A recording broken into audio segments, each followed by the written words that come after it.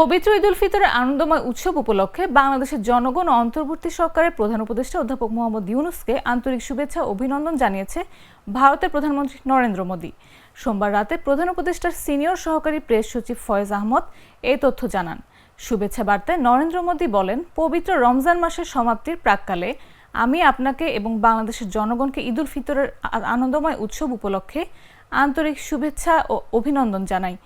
বার্তায় দেশগুলোর মধ্যকার বন্ধুত্বের বন্ধন আরও সুদৃঢ় হওয়ার প্রত্যাশা ব্যক্ত করেন তিনি।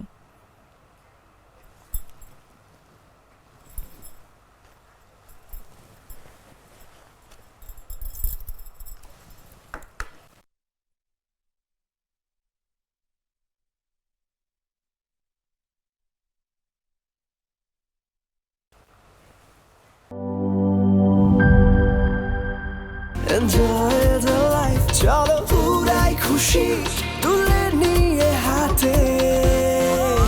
Cheer up, oh oh, cheer up, oh oh, cheer up, oh oh, cheer up. চিল হবে রিফ্রেশিং মুডে। চিয়ার আপ, চলো উড়াই খুশি।